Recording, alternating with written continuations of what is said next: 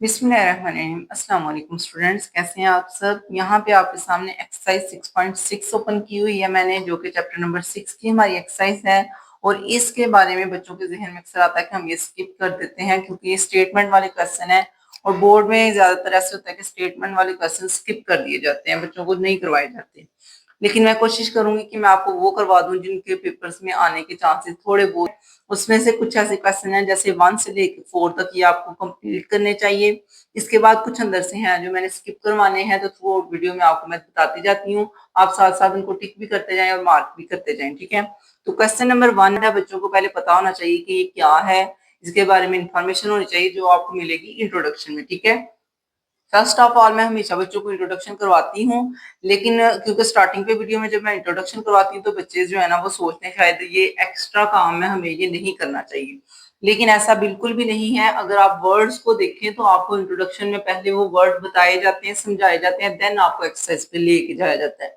तो यही हम इंट्रोडक्शन जरा पहले कर लेते हैं। The angle of elevation, the angle of elevation and angle of depression. अब ये वर्ड डिप्रेशन ही है और ये वर्ड एलिवेशन ही है, ठीक है।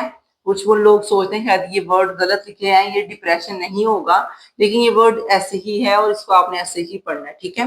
ये इंग्लिश वाला डिप्रेशन नहीं है, ये जो है ना वो मैथ वाला डिप्रेशन है, जो कि आपको शो कर रहा है कि आपने नीचे की तरफ यानी कि डाउनवर्ड देखना है। अब आपको ये एक फिगर दिखा रहे हैं, फिगर में क्या है कि एक ह्यूमन है, आई, वो किसको देख रही है। वो एक बिल्डिंग के सेंटर में खड़ी है, वो बिल्डिंग के टॉप पे भी देख सकती है, बिल्डिंग के फुट की तरफ यानी कि दरवाजे की तरफ जहां पे आपकी एंट्रेंस वगैरह होगी वहां पे भी देख सकती है।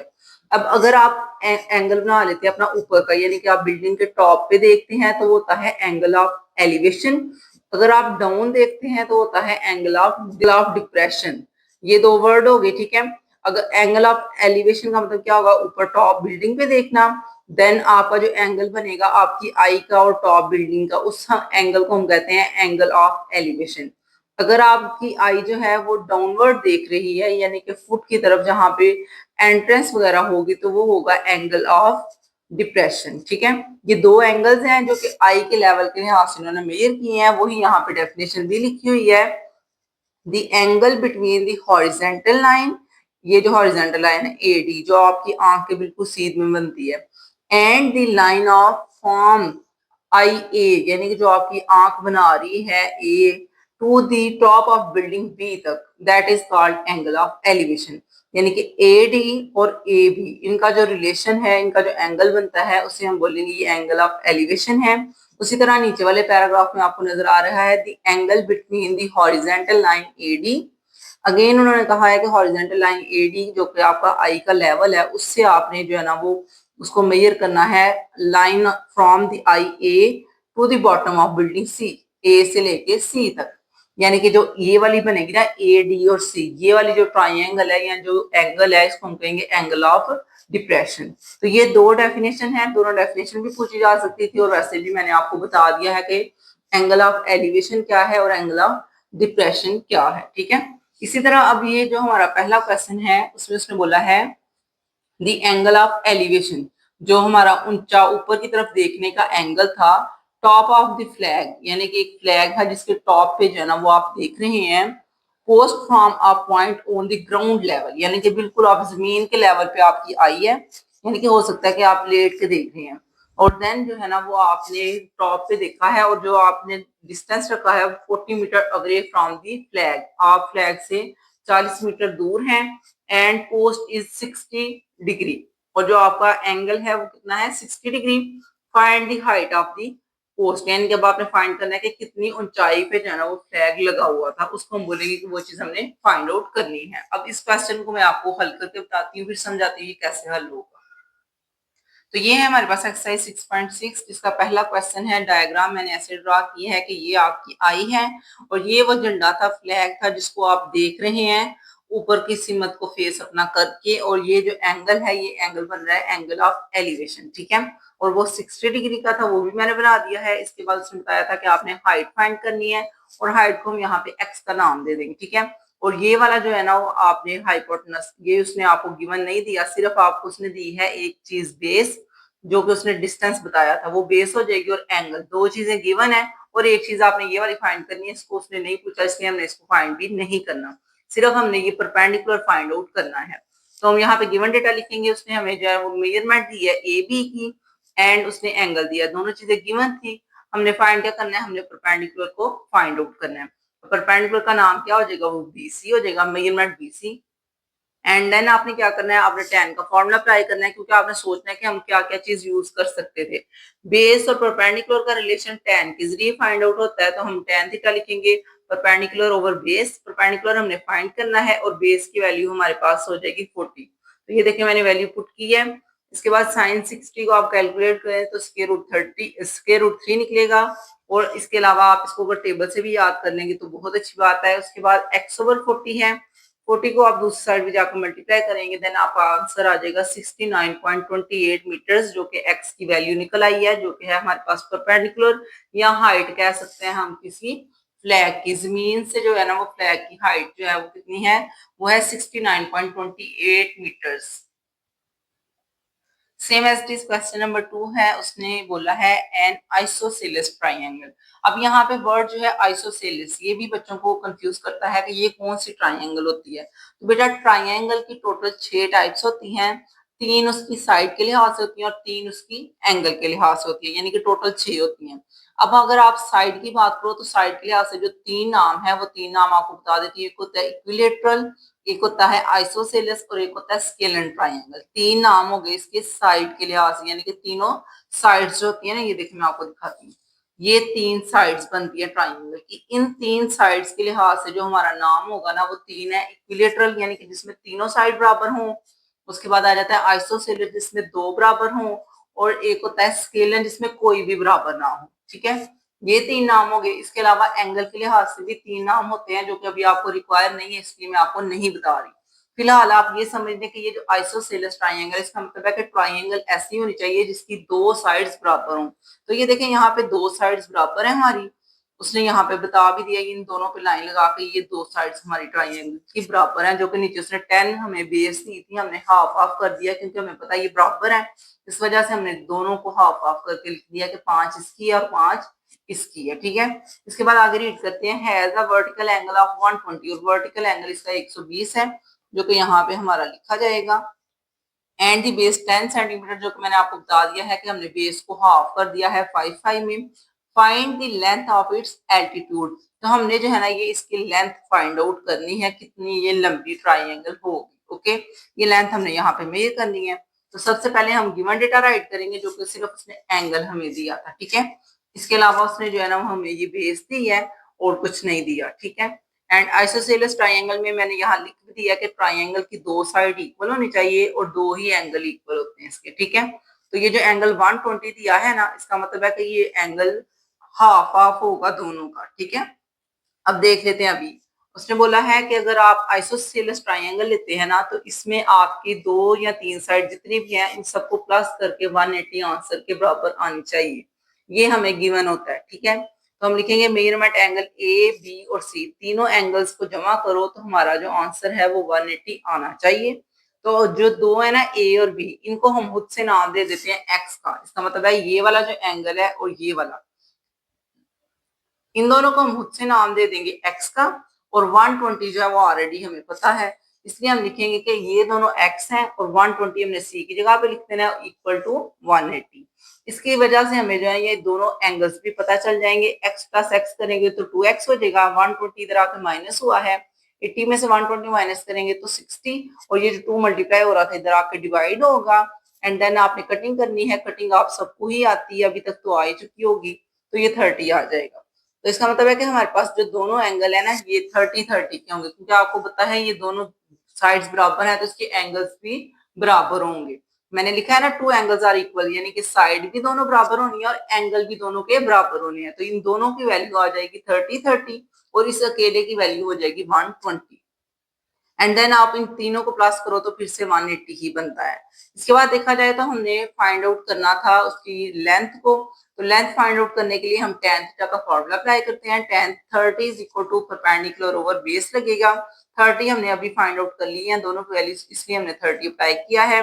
परपेंडिकुलर की वैल्यू यहाँ पे हमारे पास मेजरमेंट CD लिखी जाएगी और बेस की वैल्यू मैंने आपको बता दिया था, हमने 10 थी तो हाफ हाफ लिखा था 5 तो 5 यहाँ पे पुट करेंगे, 5 यहाँ पे आकर मल्टीप्लाई हो जाएगा। 1030 को आपने कैलकुलेटर किया है, मल्टीप्लाई करने के बाद जो है ना वो आपका मेजरमेंट सी डी जो है ना वो लंबाई जो है वो आ रही है 2.89 मीटर्स। ठीक है, यही उन्होंने पूछा था कि आप बताएं लंबाई कितनी है। उस लंबाई को फाइंड आउट करने के लिए सबसे पहले हमने थीटा फाइंड किया है 30 डिग्री, देन हमने जो है ना इसको फाइंड आउट कर लिया है। ठीक है, अब ये आपको पता चल गया है कि ये जो लेंथ है ना इसकी, ये वाली इसकी लेंथ है हमारे पास 2.89 सेंटीमीटर्स। ठीक है, नेक्स्ट हमारे पास क्वेश्चन नंबर 3 है जिसमें उसने बोला है a tree is 72 meter high, यानी कि एक दरख्त है जिसकी लंबाई जितना वो लंबा है वो है 72 मीटर लंबा। Find the angle of elevation, फिर से हमने नीचे खड़े होके ना तो उसको देखना है उसकी टॉप को, तो वो एंगल ऑफ एलिवेशन बन जाएगा from a point 100 meters away on the ground level, और आप दरख्त से जो है ना वो 100 मीटर दूर होंगे, फिर आप ऊपर की तरफ देखेंगे, उसके टॉप पे आप लोग जो है वो देखेंगे। ठीक है, तो ये जो क्वेश्चन नंबर 3 है ये बहुत आसान है, मैंने इस तरह इसको सॉल्व किया है कि मैंने यहाँ पे ये दरख्त बना लिया है। ठीक है, इसको मैंने प्रॉपर पूरा ट्री नहीं बनाया है, आप चाहें तो इसको प्रॉपर पूरा ट्री बना लीजिएगा, तो देन आप इसको जो है ना वो लिख सकते हैं यहाँ पे कि ये हमारा जो है वो ट्री है। ठीक है, मैंने सिर्फ एंगल बनाए हैं कि हमें पता है अगर यहाँ पे ट्री है, यहाँ पे हमारी जो है ना वो आई है, तो इसके लिहाज से देखा जाए तो हम यहाँ पे देख रहे हैं ये हमारा और ट्री का डिस्टेंस है 100 सेंटीमीटर, और ये एंगल थीटा है, और यहाँ पे 90 डिग्री हमें पता होता है, और ट्री की लंबाई हमें पता है 72 सेंटीमीटर है। ठीक है, तो ये हमने खुद से ही एक छोटा सा विजुअल बनाया है ताकि हमें क्वेश्चन ज्यादा अच्छी तरह समझ आ जाए। Same as it is given data write करते हैं। गिवन डेटा में हम उसने ए बी दिया हुआ है, यानी कि डिस्टेंस दिया है, हम कितने दूर खड़े हैं 100 सेंटीमीटर। ट्री की जो है ना वो लंबाई हमें पता है 72 सेंटीमीटर है। फाइंड हमने थीटा करना है क्योंकि उसने यही पूछा था एंगल बताएं, तो एंगल के लिए हम tan थीटा का फॉर्मूला लगाएंगे क्योंकि ये दोनों चीजें हमें गिवन है, परपेंडिकुलर और बेस। अगर ये वाली चीज गिवन होती तो हम फॉर्मूला चेंज कर लेते, हम साइन का या कॉस का लगा लेते, लेकिन जो दो चीजें गिवन है उसकी वजह से सिर्फ हम tan का फॉर्मूला ही लगा सकते हैं। tan के फॉर्मूले के जरिए हमने वैल्यूज को पुट करना है एंड देन आपने जो है ना वो tan थीटा की वैल्यू फाइंड कर लेनी है, वो निकल आएगी 35.75 डिग्री, और यही थीटा की वैल्यू आप यहाँ राइट भी कर सकते हैं जब आपका पूरा क्वेश्चन हल हो जाएगा। ओके, आई होप सो आपको वीडियो की समझ आ रही होगी। वीडियो को लाइक करें, चैनल को सब्सक्राइब करें ताकि नेक्स्ट वीडियोस भी आप तक पहुंचती रहें। अब हम करेंगे क्वेश्चन नंबर 4। ये जो क्वेश्चन नंबर 3 है ये मोस्ट इंपोर्टेंट है, हाईली रिकमेंडेड है, ये पेपर में आ सकता है, इसको आपने बिल्कुल स्किप नहीं करना। इसके बाद क्वेश्चन नंबर 4 की बात की जाए तो लैडर में, लैडर क्या होता है जिसके ऊपर आप चढ़ते हैं ना लकड़ी की सीढ़ी, उसकी बात करें। is at angle of 60 degree with the ground and reach a height of 10 meter along the wall, यानी कि हमने लकड़ी की सीढ़ी को इस तरह खड़ा किया है कि वो ना 60 डिग्री का एंगल बना रही है दीवार के साथ, और जो दीवार का और उसका डिस्टेंस है ना जमीन का, यानी कि उसका पाँव किस तरफ आपने रखा हुआ है, कितनी दूर रखा हुआ है, वो है 10 मीटर्स अलोंग, यानी कि 10 मीटर का डिस्टेंस है उस सीढ़ी का और उस दीवार का from the length of the ladder. ठीक है, तो यहाँ पे आपको सेम मैसेज मैं बता देती हूँ, विजुअल समझा देती हूँ। ये हमारी लकड़ी की सीढ़ी है। ठीक है, और चाहे तो आप इसको सीढ़ी की तरह बना सकते हैं, अंदर लाइनें लगाएंगे तो ये लकड़ी की सीढ़ी बन जाएगी, लेडर बन जाएगी। ठीक है, और आपने ये उसकी दीवार है, और दीवार का और इसका फासला जो है उसने बताया था कि 10 है। ठीक है, एंड उसके अलावा जो है ना वो 10 बताया था या क्या बताया था, उसने बताया था हमारे पास 60 डिग्री का एंगल है, और हाइट दी है उसने, हमें जस्ट डिस्टेंस नहीं बताया, हाइट दी है उसने, डिस्टेंस हमें उसने नहीं बताया। ठीक है, जाहिर सी बात है हमने जो फाइंड करनी है चीज वो है हमारे पास इसकी एंगल के साथ साथ इसका हाइपोटेनस। ठीक है, ये हमने फाइंड आउट करना है। गिवन डेटा राइट करेंगे कि उसने हमें दिया है परपेंडिकुलर और एंगल, इसके अलावा उसने सिर्फ हाइट हमसे पूछ ली है, तो हम यहाँ पे साइन थीटा का फॉर्मूला अप्लाई करेंगे जो कि परपेंडिकुलर और हाइपोटेनस को ही यूज करेगा। देन हम जो है वो साइन 60 की वैल्यू अप्लाई करेंगे जो आ जाएगी स्क्वायर रूट 3/2, एंड देन आपने क्या करना है, आपने x को इस तरफ ले जाना है और इसको इस तरफ ले आना है। क्रॉस मल्टीप्लाई होने के बाद जो आपका आंसर आएगा वो आएगा 11.55 मीटर्स, यानी कि ये हमारी सीढ़ी की लंबाई है जो कि है 11.55 मीटर्स। नेक्स्ट है हमारे पास क्वेश्चन नंबर 5, और क्वेश्चन नंबर 5 जो है वो देखने में कुछ थोड़ा सा लेंथी है, तो इसलिए जो है इसके 50-50 चांसेस है, इतना इंपॉर्टेंट क्वेश्चन नहीं है। लेकिन क्वेश्चन नंबर 4 और 3 ये मोस्ट इंपॉर्टेंट क्वेश्चन होंगे इस एक्सरसाइज के, ठीक है। और क्वेश्चन नंबर 5 की बात की जाए, है ये बहुत छोटा, इसलिए ये आ भी सकता है क्वेश्चन में, इसको आपने स्किप नहीं करना, जरूर इसको एक दफा ट्राई कर लेना है। अगर पेपर में आ जाएगा तो देन आपके लिए फायदा होगा, ठीक है। लाइट हाउस टावर, यहाँ पे वो बता रहे हैं कि एक लाइट हाउस है जो आपको पता है समंदर के अंदर लगे होते हैं, जो कि आने वाली शिप्स को रास्ता बताते हैं। वो जो है ना वो 150 मीटर हाइट का है फ्रॉम सी लेवल, यानी कि समंदर से जो है ना उसकी हाइट 150 मीटर है, बहुत ऊंचे होते हैं। And the angle of dispersion, अब आपने नीचे देखना है, जो आपका डिप्रेशन का एंगल है ना, जो डीप देखने का एंगल है, from the top of the tower is 60, यानी कि आपने 60 डिग्री पे जो है ना वो नीचे देखा है शिप की तरफ, जहां पे आप शिप को रास्ता वगैरह या कुछ भी गाइड करना चाह रहे हैं। Find the distance between the ship and the tower, तो हमने फासला फाइंड करना है कि वो सी लेवल पे जो शिप खड़ा है वो कितनी दूर होगा टावर से, ठीक है। तो हमें हाइट दी है उसने और एंगल दिया, और हमने फाइंड करना है डिस्टेंस, यानी कि बेस हमने फाइंड आउट करनी है। तो आप लोग क्वेश्चन को जल्दी से समझ लें। ये हमारे पास टावर है, और टावर का यहाँ पे हमने जो है वो लाइट लगाई हुई थी, और यहाँ पे शिप पे आपकी जो कि उसको लाइट बताना चाह रही है रास्ता कहाँ पे आपने जाना है, ठीक है। तो ट्राइंगल के हिसाब से हमने परपेंडिकुलर बता दिया है 150, एंगल बता दिया है 60, और जो चीज हमने फाइंड करनी है वो है डिस्टेंस, उसको हमने नाम दे दिया है एक्स एम, यानी कि एक्स मीटर। एक्स की वैल्यू हमने फाइंड करनी थी, tan का फॉर्मूला लगाएंगे, जिसमें हमने एक चीज जो है वो गिवन रखी है, वो है हमारे पास परपेंडिकुलर और बेस हमने फाइंड आउट करनी है, इसलिए tan का फॉर्मूला अप्लाई करेंगे, क्योंकि उसमें परपेंडिकुलर और बेस दोनों यूज होते हैं।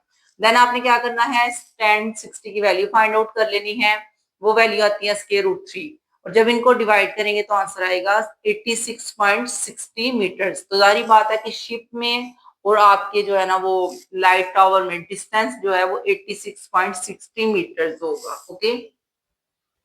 नेक्स्ट क्वेश्चन नंबर 7 की बात की जाए तो ये भी इंपॉर्टेंट है, पेपर में आने के चांसेस इसके भी हाई हैं। वो इस तरह है क्योंकि इसमें उन्होंने बात की है find the measure of an angle of elevation of the sun, यानी कि सूरज का आपने अब ध्यान रखना है कि आप सूरज के सामने खड़े हैं। If the tower 300 meter high, यानी कि अगर आप एक टावर पे खड़े हैं और वो 300 मीटर की हाइट पे है, cast a shadow of 450 meter long, यानी कि आप बता रहे हैं वो कि टावर का जो है ना वो शेडो इतना मीटर लंबा है, तो सूरज के लिहाज से वो जो है शेडो बन रहा है। तो आपने अब यहाँ पे जो है ना वो एंगल को मेजर करना है, मेजर एंगल, यानी कि हमने एंगल बताना है किस एंगल से सूरज होगा जो इतना लंबा टावर जो है उसको जमीन पे इतनी लंबी शेडो को जनरेट कर पा रहा है, ठीक है। तो लेट्स सपोज के यहाँ पे हमारे पास जो है ना वो क्वेश्चन नंबर 7 है, ये टावर था, और यहाँ पे जो है ना वो सूरज है, जिसकी जो है ना वो लाइट पड़ने की वजह से टावर का जो है ना वो बन रहा है शेडो, और शेडो ये सारा शेडो है, ठीक है। ये सूरज है, ये हमारा टावर है, और ये सारा शेडो बना रहा है टावर का सूरज, ठीक है। और अब हमने फाइंड आउट करना है एंगल। तो एंगल फाइंड आउट करने के लिए हमने सबसे पहले यहाँ पे गिवन डेटा राइट कर दिया है कि हमें उसने हाइट बता दी है टावर की, और बेस यानी कि कितना मीटर शेडो बनता है वो बता दिया है। तो tan थीटा का फॉर्मूला अप्लाई करेंगे, क्योंकि tan थीटा में ही ये दो चीजें यूज होती हैं। तो tan theta is equal to perpendicular over base, और सारी वैल्यूज को पुट करने के बाद थीटा हमने फाइंड आउट करना था, इसलिए इसको इधर ही रहने देंगे, tan को इधर लाकर इनवर्स कर लेंगे, ठीक है। देन आपने कैलकुलेट करना है, तो आपका आंसर आएगा 33.69, और आगे साथ में उसका एंगल है तो इसलिए डिग्री लिख दो। तो ये एंगल है जो कि हमारा बन रहा है, जिसकी वजह से ये इतना लंबा शेडो जनरेट हुआ है टावर का। ये बहुत ही छोटा सा क्वेश्चन है, लेकिन है इंपॉर्टेंट है। इसके बाद नेक्स्ट देखा जाए तो आपने क्वेश्चन नंबर 10 भी करना है, क्योंकि ये भी इंपॉर्टेंट है। बाकी मैंने स्किप करवा दिए हैं क्योंकि वो लेंथी हैं, और इसके अलावा स्टेटमेंट भी उनकी लेंथी है, तो इनके पेपर में आने के चांसेस भी बहुत कम होते हैं। अब क्वेश्चन नंबर 10 की बात की जाए तो ये है a kite has 120 meter of string stretch at to it when, यानी कि एक धागा है जो अटैच किया गया है एक काइट के साथ, और काइट जो है ना वो उड़ रही है हवा के अंदर, जैसे आपने पतंगबाजी की होगी छोटे होते बचपन में, ऐसे ही यानी कि कोई बच्चा है जो पतंगबाजी कर रहा है, और जो डोर है ना उसकी वो कितनी ऊंची है उसने बता दिया कि 120 मीटर है। और जो एंगल बन रहा है एलिवेशन, यानी कि आप नीचे खड़े होकर पतंग को देख रहे हो, वो 50 डिग्री का हमारा एंगल है। How far is above the hand holding it, यानी कि कितना ऊंचा जो है ना वो है डिस्टेंस, उसका फाइंड करो कि कितनी दूर तक जो है ना वो काइट उड़ रही है। वो हमने जो है ना चीज फाइंड आउट करनी है। तो ये क्वेश्चन नंबर 10 है हमारा, यानी कि हमने डिस्टेंस फाइंड करना है कि हमारा और उसका कितना डिस्टेंस होगा। तो यहाँ पे मैंने क्वेश्चन नंबर 10 को सॉल्व किया है।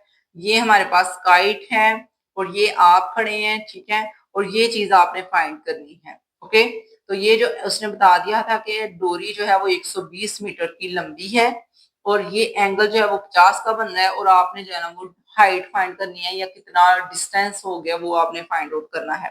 तो हाइट की बात की जाए तो यहाँ पे ये दोनों चीजें जहाँ यूज होती है हमने वो वाला फार्मूला अप्लाई करना है, और वो होता है साइन का, जहाँ पे परपेंडिकुलर और हाइपोटेनस यूज होगा। ठीक है, अब गिवन डेटा राइट करेंगे। गिवन डेटा में उसने हमें 120 मीटर एसी दे दिया है, इसके अलावा एंगल दिया है 50, और हमने फाइंड करना है एक्स, यानी कि हमने बी सी की मेजरमेंट फाइंड आउट करनी है।